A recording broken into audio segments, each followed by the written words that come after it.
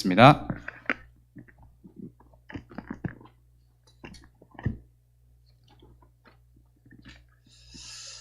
복음 밖에서 제가 학교를 다니면서 선생님들에게 참 도움을 많이 받았습니다.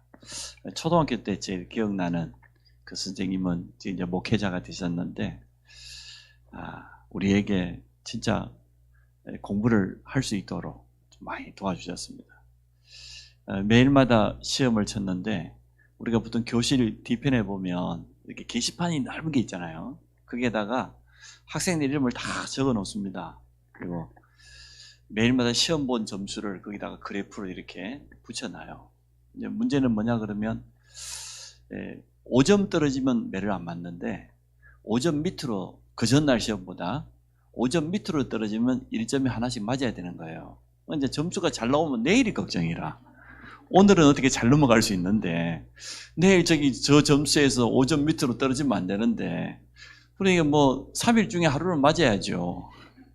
올라간 날은 안 맞고 평균 나온 날 안 맞고 내려간 날은 맞아야 되니까 3일에 한 번은 매를 맞아야 돼요. 뭐 1등도 매를 맞아야 돼.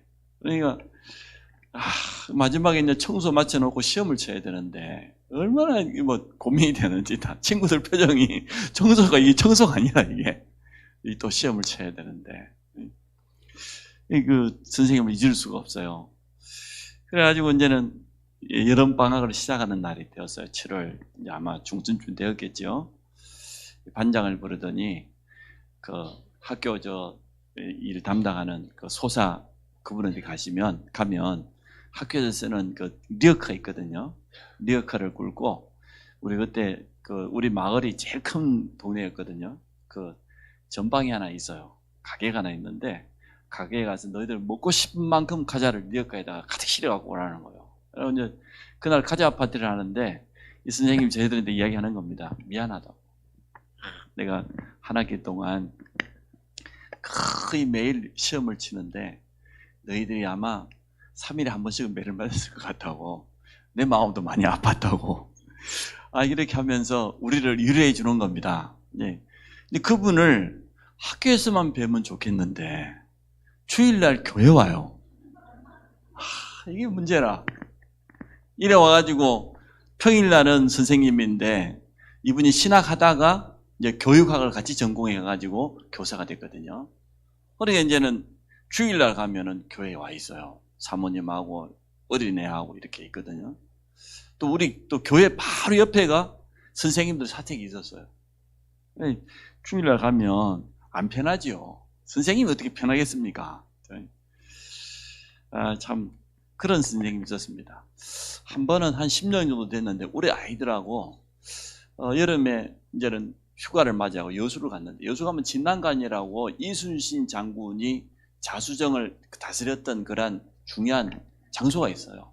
진난관이라고 하는 여수 앞바다가 딱 내려 보이는 종고산 언덕에다가 딱 지어놓은 쉽게 말하면은 장군이 거하면서 밑에 부하들을 지휘했던 그런 곳입니다.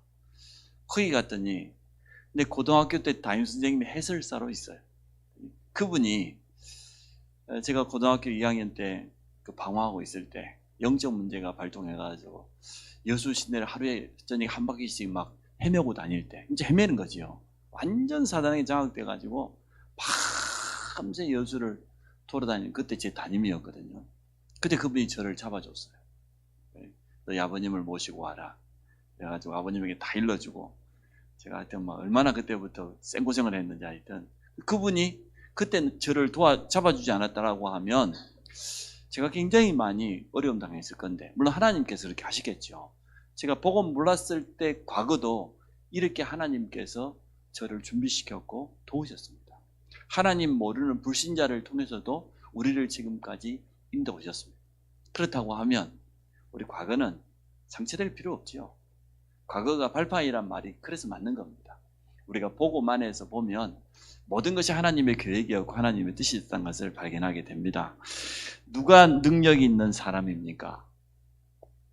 세상 사람들이 말하고 있는 그 사람들이 능력이 있는 사람이 맞습니까? 오늘 본문을 통해서 우리는 확인해 보려고 합니다. 일단 교사 강습을 했기 때문에 우리 교사들을 위해서 기도해 주시기 바랍니다. 교사들이 응답받으면 됩니다. 교사들이 힘을 얻으면 됩니다. 교사들이 증인으로 서면 렘넌트는 바뀝니다.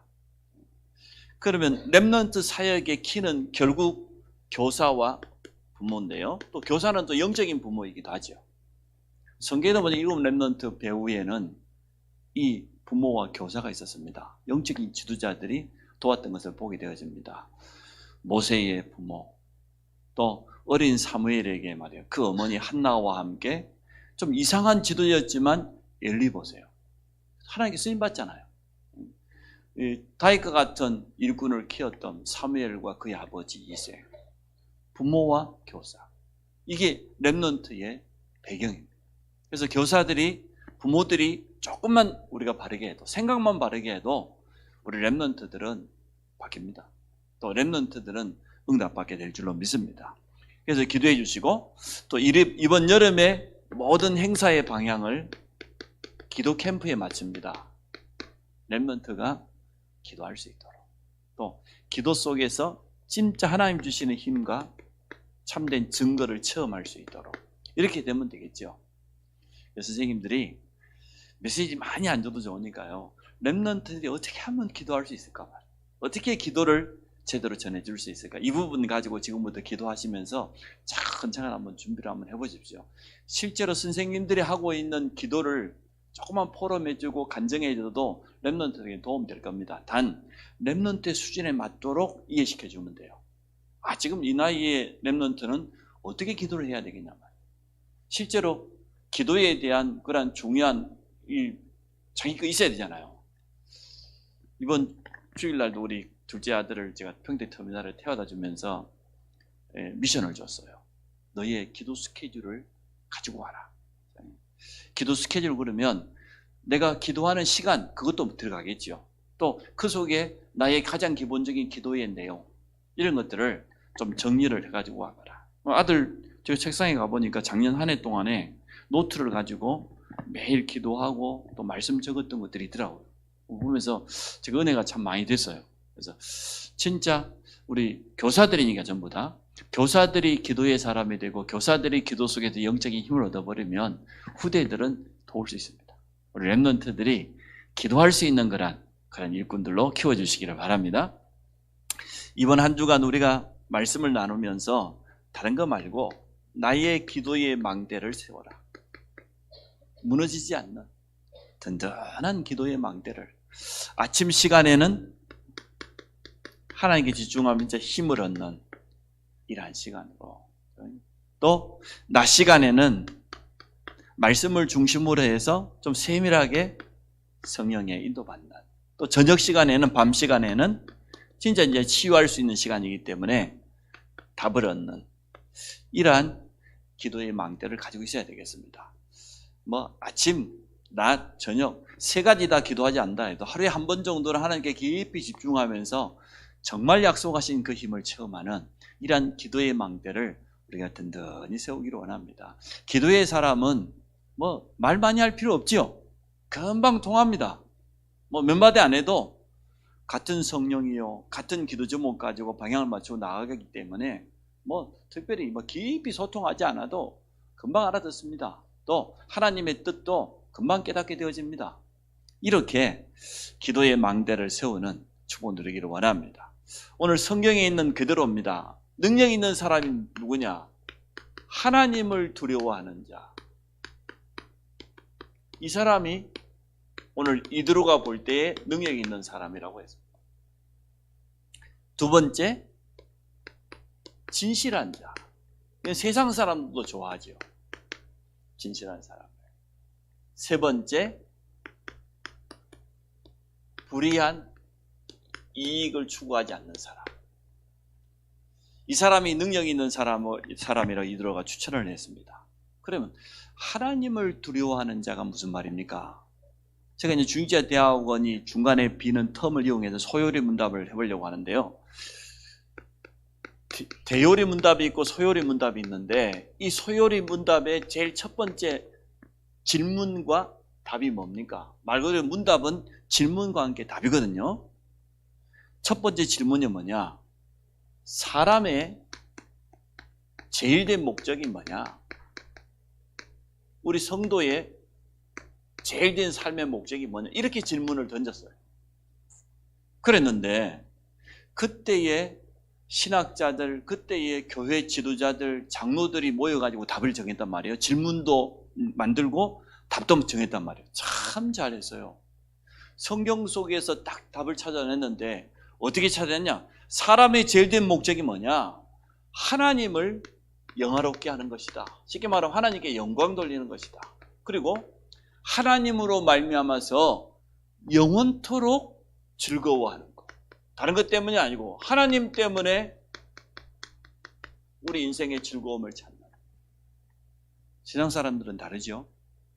자기가 영광 얻으려고 하고 또 뭔가 세상에서 육신에서 즐거움을 찾으려고 합니다. 그게 사실은 영적인 문제예요. 하나님께서 내게 주시는 은혜 가운데서 내가 거하고 하나님께 영광 돌리고 우리가 예배드리는 이 시간이 참 기쁨이 되고 즐거움이 되고 그게 만든 건데 어디 뭐 도살장에 끌려가는 소처럼 마지못해 하고 주일날 교회 나와버리면 앞에 서 있는 저는 참 힘듭니다. 여러분 기도 많이 해주시고 표정 관리를 좀 해주시기 바랍니다. 제가 앞에 서 있으면 보이잖아요. 안 보입니까? 다 보이지. 속은 다 알 수는 없지만 표정만 봐도 금방 알 수 있거든요. 또 뭐가 불만인데 도대체? 응? 속으로 그래요. 뭐가 그리 입이 또 그리 나왔는데 도대체? 뭐야 도대체? 응?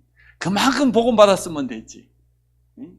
내가 보니까 감사할 게 막 우리 식으로 막 천지 삐까리인데 그렇게 많은 응답 받아놓고 그렇게 많은 체험 해놓고 뭐가 더 필요한데 도대체? 응? 문제 생겼을 때는 막 주여 외치면서 죽을 듯 살 듯 기도하는 척하더니 살만 하니까 뭐 기도도 못 하고 괜찮아요. 그래도 우리 인간의 제일 된 목적은 그렇습니다. 하나님을 영화롭게 하는 겁니다. 여러분 일평생 하나님께 영광 돌리시기 바랍니다. 하나님께 받아야 될 영광이 사단이 가로채는 것을 그걸 우상숭배라고 하잖아요. 하나님께 마땅히 돌려야 될 영광을 사람에게, 가족은 너무 그렇게 하면 안 돼요. 자녀가 좋지만 그렇게 하면 안 돼요. 하나님으로 말미암아 기뻐하고 하나님이 우리에게 주신 예배 제도와 기도 속에서 참된 행복을 누리고 그게 우리 인생의 제일 된 목적이라니까요. 우리가 사는 목적이 거기 있어요. 전도를 잘하는 게 아니고 하나님 자체로 기뻐하는 거 말이에요. 여러분 그렇게 되시기 바랍니다. 일이 되면은 기뻐가지고 어쩔 줄 모르고 우리 아들이 어디 가고 그냥 뭐 하나 따오면 매달 하나 따오면 막 입이 그냥 막 기에 걸리는데 그것도 필요하겠죠. 그것도 기쁨 아닙니까? 그러나 그게 아니에요. 기준은. 자, 하나님을 두려워한단 말을 다른 말로 하면은 여호와를 경외한다 이런 뜻 되겠죠.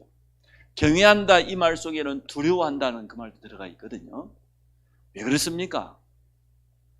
하나님만을 두려워해야 돼요. 여러분 우리가 두려워해야 될 대상은 하나님 한 분밖에 없어요. 우리는 사단을 두려워할 존재 아닙니다. 사단과 영적 싸움을 해야 될 존재고 싸워서 승리하는 신분이고 권세지 우리가 사단을 두려워하는 그런 존재 아니에요. 성도들이 착각하고 있어요. 우리는 문제를 두려워하고 문제 때문에 낙심할 그런 존재 아닙니다. 그리스도께서 십자가에서 다 이루었다 그 말은 다 끝냈다 그 말이거든요. 그 문제 안 된다 그 말이거든요. 많은 사람들이 일을 두려워하고 렘넌트들이 세상 나가는 거 두려워하고 문제 오면 문제 앞에서 벌벌 떨고 있고 사단에게 속아버리고 그게 아니고 하나님만을 경외하고 하나님만을 두려워하는 사람 그런 사람 되시기 바랍니다. 하나님이 나를 어떻게 보시냐 말이야. 거기에 늘 관심 있고 하나님이 원하시는 게 뭘까? 그걸 찾는 사람. 그 사람이 능력 있는 사람 맞지 않습니까? 참 이드로가 잘 깨달았어요. 미디안 이방 제사장이 어떻게 깨달았는지 모르겠어요. 하여튼 은혜를 많이 입은 것 같아요. 물론 성령께서 감동을 주셨겠죠. 또 하나님을 경외한다 그 말은 하나님께 경배한다, 하나님께만 예배한다 이런 의미가 있죠. 우리 예배 대상은 오직 하나님 한 분밖에 없습니까? 그래서 이 속에서 하나님 주시는 진짜 힘과 하나님 주시는 답을 얻어서 날마다 인도받는 사람. 이게 하나님을 두려워하는 겁니다. 이게 하나님 사랑하는 겁니다. 여러분, 하나님 사랑하는 방법이 뭡니까? 아니, 예배가 좋고 하나님 말씀 앞에 서고 그 하나님 사랑하는 것 아닙니까? 하나님의 말씀이 떨어지면은 거기에 아멘으로 화답하고 그게 하나님 사랑을 줘. 내 계명을 사랑하는 자가 나를 사랑하는 자라고 그랬잖아요. 나 보내신 이를 믿는 게 하나님의 뜻이라고 그랬잖아요. 그리스도를 올바로 믿는 게 하나님을 사랑하는 겁니다. 하나님의 말씀을 언약으로 붙잡는 게 하나님 사랑하는 겁니다. 사랑한다고 하면서 상대가 전혀 원하지 않는 그런 사랑은 왜곡된 사랑이 틀린 사랑이잖아요. 우리는 말씀대로 하나님을 사랑하면 됩니다.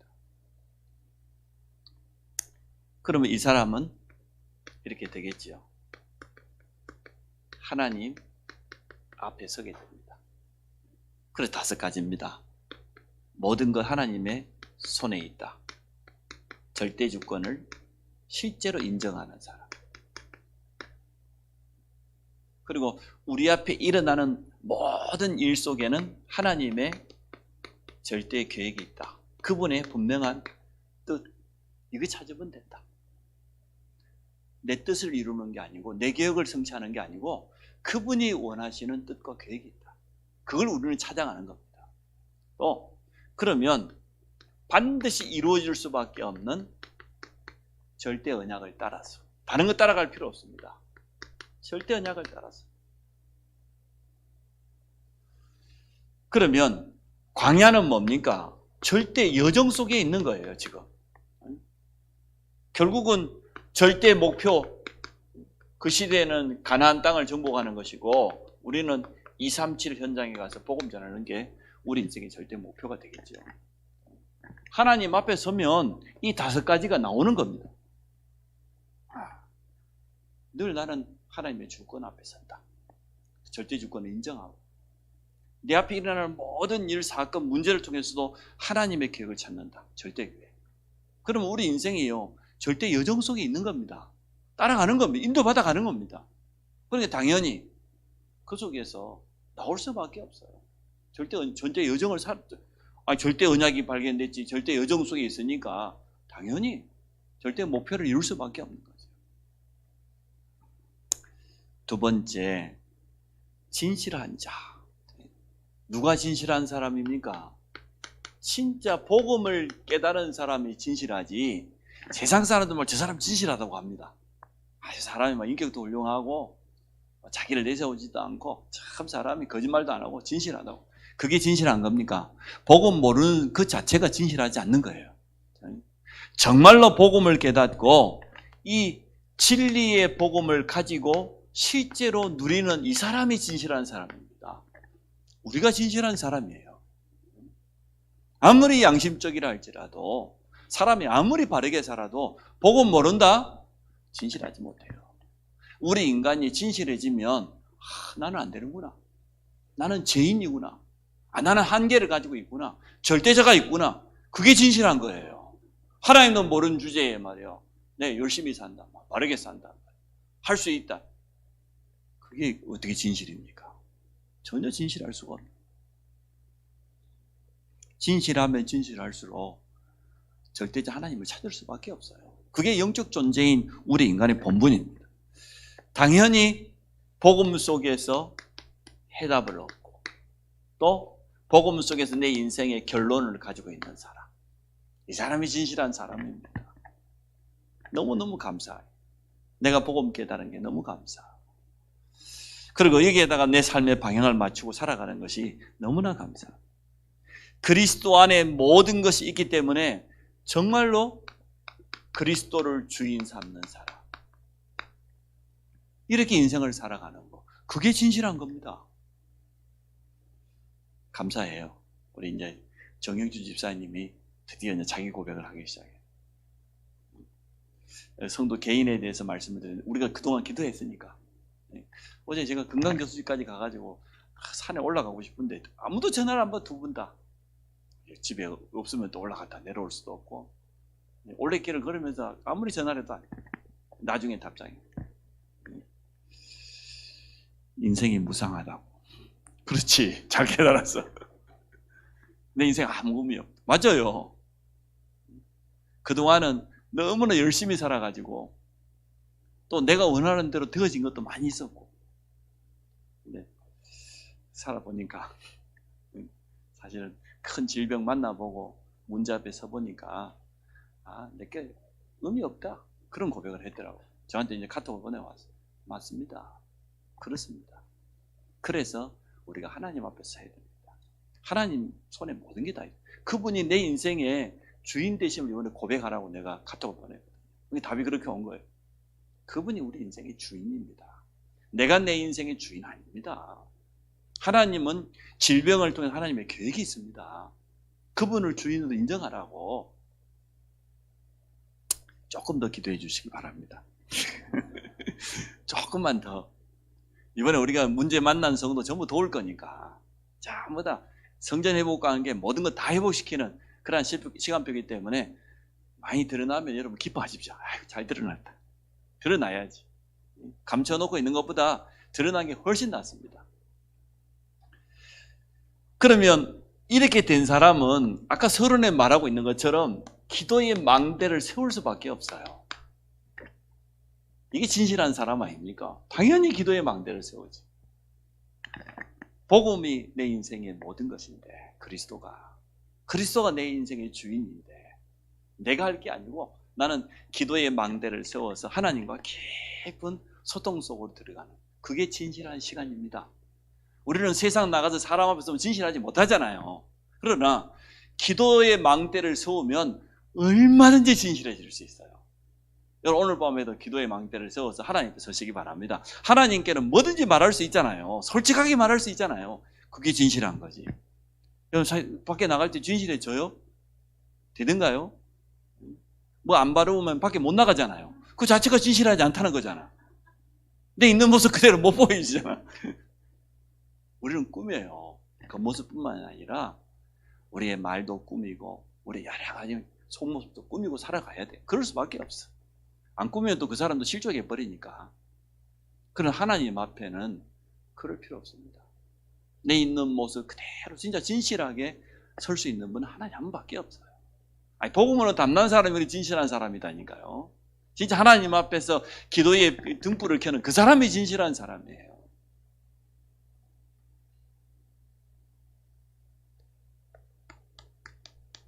거짓되지 않는 자. 10계명 중에서 9계명에 보니까 내 이웃을 해하려고 거짓 증거하지 말아라, 그렇게 돼 있죠. 참 우리는 하나님의 말씀, 구원받은 우리 속에 성령이 계시기 때문에 우리의 신앙의 양심, 이거 따라가면 됩니다. 성령께서 인도하시는 대로. 사도행전 4장에 안전뱅이를 일으켜 세웠습니다. 그것 때문에 예루살렘에 있는 모든 사람들이 다 알게 됐어요. 예수 이름 앞에 안전뱅이가 일어났습니다. 그 대제사장들, 종교인들 가만히 있겠습니까? 예수 이름 말한다고 하면 죽인다고 했지 않냐? 예수 이름 말하지 마라 했지 않냐 말이야. 그 종교재판 앞에서 사도행전 4장 19절에 베드로가 하는 말입니다. 너에게 우리가 물어볼게.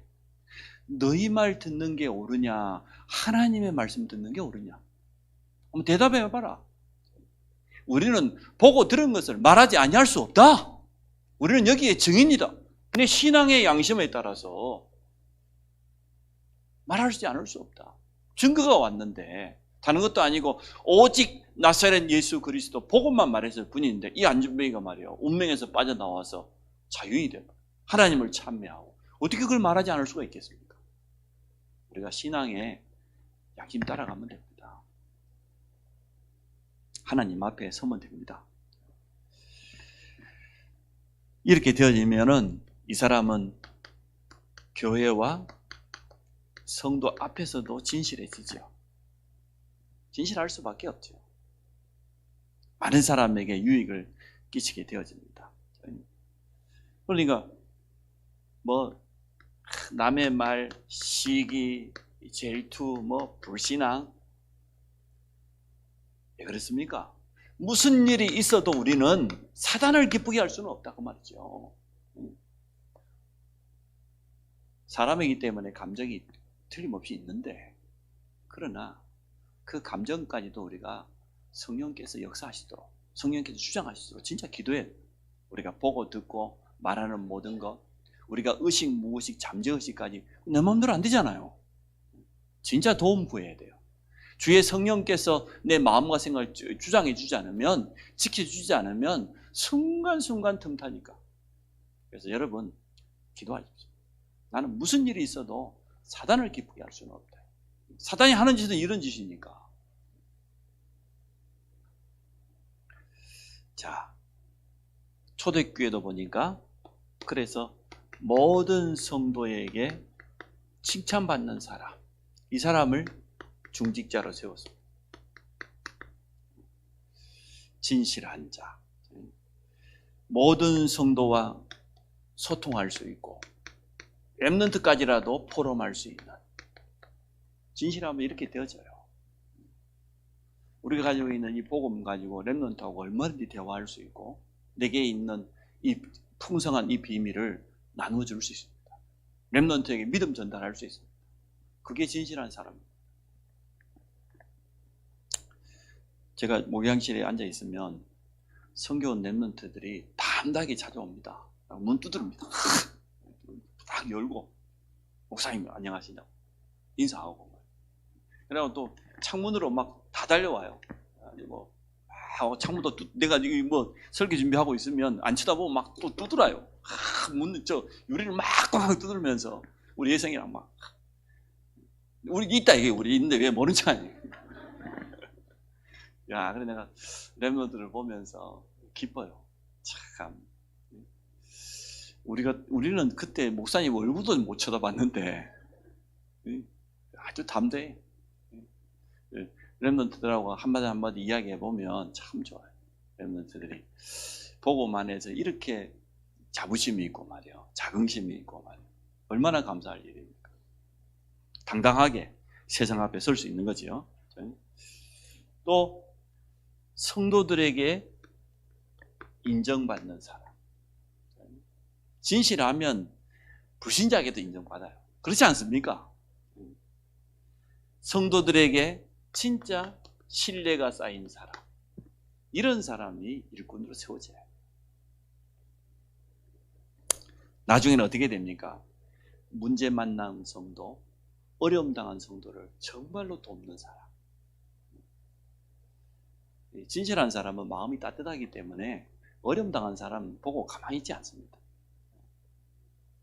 자, 세 번째, 불의한 이익을 미워하는 자. 우리가 사람을 알아볼 수 있는 방법 간단합니다.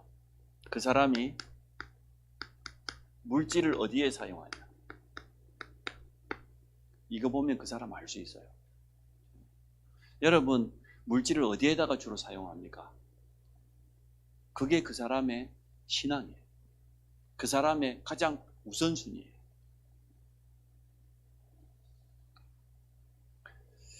상상외로 이익도 되지 않을 건데 작은 이익 앞에서 흔들리는 사람, 손해도 아닌데 말이에요.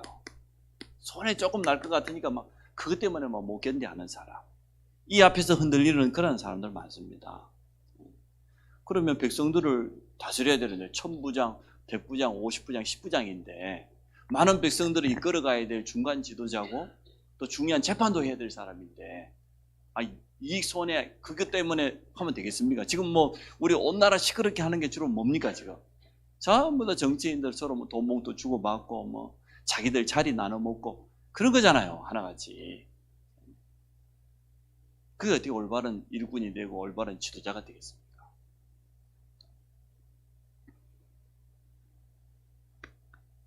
내 자신의 유익이 아닙니다. 교회와 성도의 유익. 내가 좀 손해봐도 교회 도움 된다고 하면 할렐루야, 문제될 거 없다. 또 무슨 일이 있어도요, 여러분요, 절대로 성도, 특히 새가족하고 렘넌트 절대 이용하지 마세요.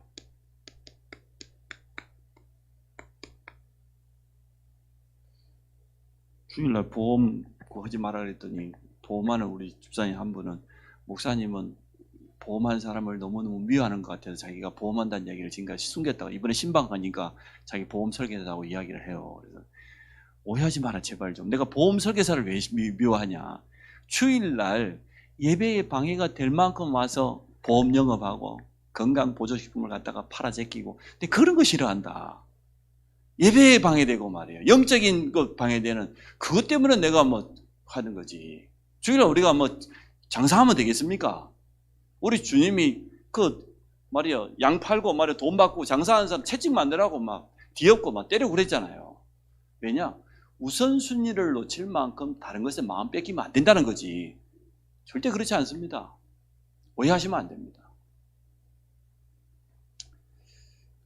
어려운 성도 새가족들요 도와줘야 됩니다.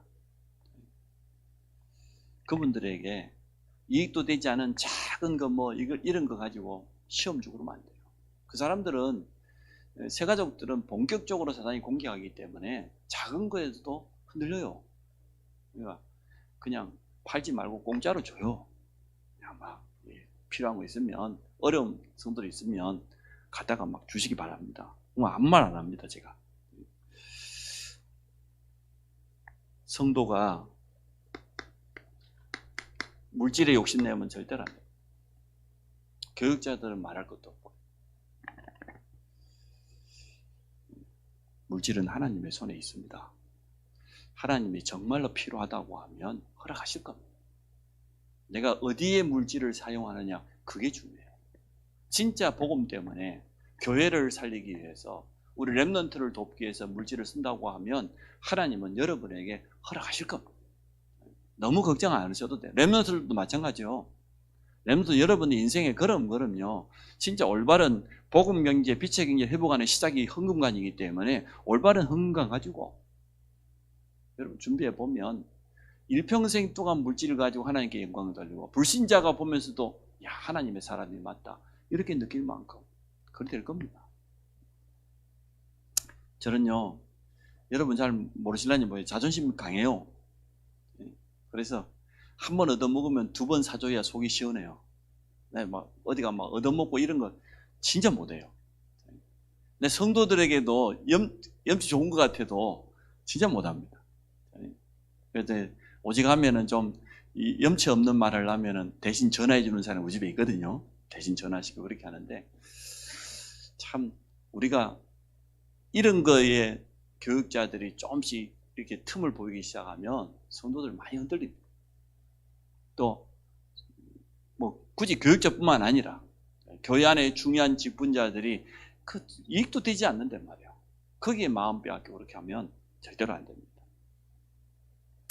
두 번째, 사람이 인정해주고 교회가 인정해주지 않아도 되는 사람.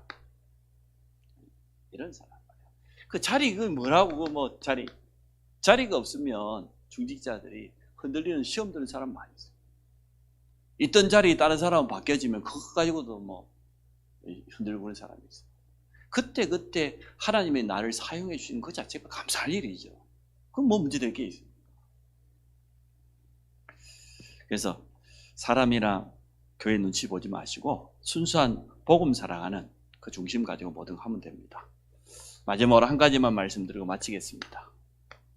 교회의 시간표를 아는 사람, 이런 사람이 돼야 돼요.